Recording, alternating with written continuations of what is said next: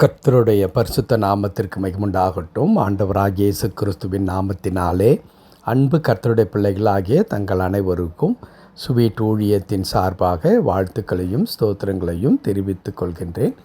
ஏசாயா தீர்க்கதரிசியின் புத்தகம் 61 அதிகாரம் 4வது வசனம். ஏசாயா 61 அதிகாரம் வசனம் 4.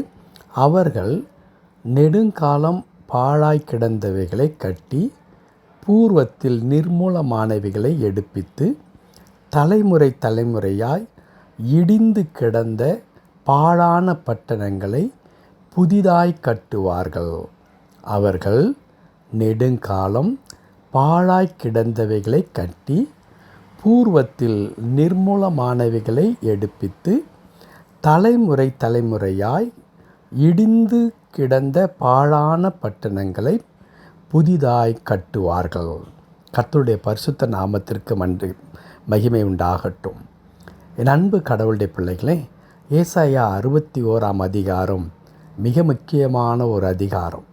இது இயேசு கிறிஸ்துவின் ஊழியத்தை குறித்ததான முழுமையான தீர்க்க தரிசனத்தை கொண்ட அதிகாரம். இதை தான் இயேசுவானவர் தன் ஊழியத்தை துவங்கும் பொழுது அதை வெளிப்படையாக தேவாலயத்தில் இந்த வார்த்தையை வாசித்து இது இன்றைக்கே நிறைவேற்று என்று இந்த வசனம் தன் வாழ்க்கையில் நிறைவேறினதை மிக அற்புதமாக ஆண்டவர் வெளிப்படுத்துவார். என் அன்பு கடவுளுடைய பிள்ளைகளே, இது யாரை குறிக்கிறது? அவர்கள் நெடுங்காலமாய் பாழாய் கிடந்தவைகளை கட்டி என்று எழுதியிருக்கிறதே, இது யாரை குறித்து? மேலே இருக்கிற வசனங்களை எல்லாம் நாம் வாசிக்கும் பொழுது ஆண்டவருடைய ரட்சிப்பை பெற்று கொள்ளுகின்ற ஒடுக்கப்பட்ட, நொறுக்கப்பட்ட, புறக்கணிக்கப்பட்ட மக்களாக இருக்கின்றார்களே, அவர்களுடைய வாழ்க்கை எப்படியாய் மாற்றம் அடைகின்றது என்பதை தான் மிக அழகாக பரிசுத்த ஆவியானவர் இங்கே குறிப்பிட்டிருக்கின்றார். கிறிஸ்துவுக்குள்ளாக இருக்கும் பொழுது அவன் புது சிருஷ்டியாய் இருக்கிறான். பழையவைகள் ஒழிந்து போயின, எல்லாம் புதிதாயின என்று எழுதியிருக்கிறது. அந்த வார்த்தைக்கு இணங்க ஆண்டோடைய ரட்சிப்புக்குள்ளாக ஒரு மனிதன் வரும்பொழுது அந்த மனிதனுடைய வாழ்க்கை புதுப்பிக்கப்படும். அதற்கு ஆதாரமாகத்தான் இப்பொழுது நாம் வாசித்தோம். அவற்றில் என்ன சொல்லப்பட்டிருக்கிறது?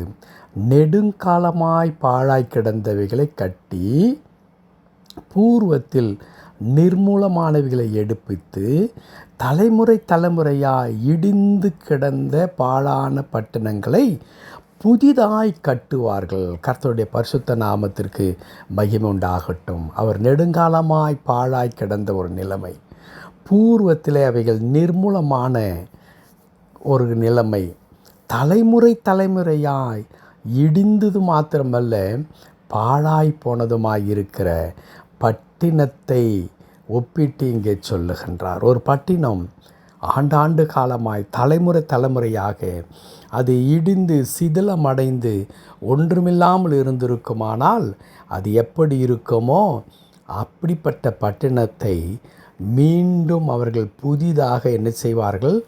கட்டுவார்கள். இது எப்படி நடக்கும்? ஆண்டவருடைய ரட்சிப்புக்குள் வரும்பொழுது இந்த மாற்றம் உண்டாகும்.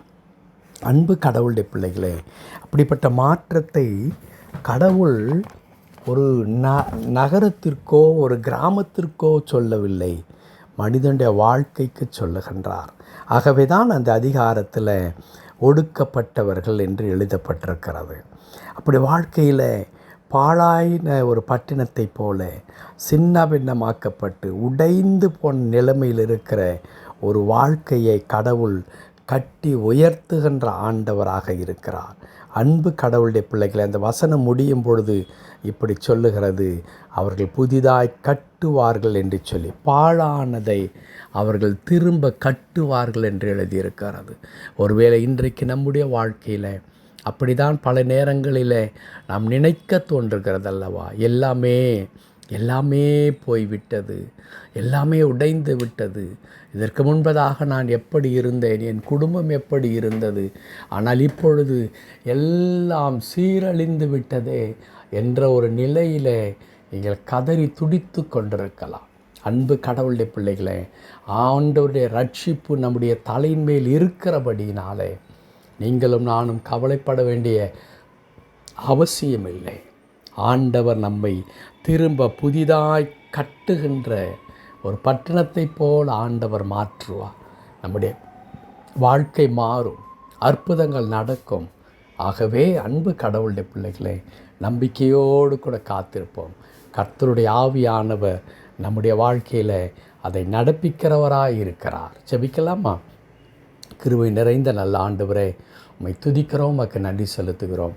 பாழானவைகளை, நிர்மூலமானவைகளை, தலைமுறையாய் இடிந்து கிடந்தவைகளை புதிதாய் கட்டுவார்கள் என்று ஆண்டவரே, எங்களுக்கு ஒரு ஆண்டவரே எதிர்கால நம்பிக்கையை, எங்களுக்கு ஆண்டவரே நிச்சயமாய் ஒரு வாழ்க்கை இருக்கிறது, ஒரு பிரகாசமான எதிர்காலம் இருக்கிறது என்ற அந்த நம்பிக்கையை கடவுள் கொடுத்திருக்கிறதுக்காய் ஸ்தோத்திரம்.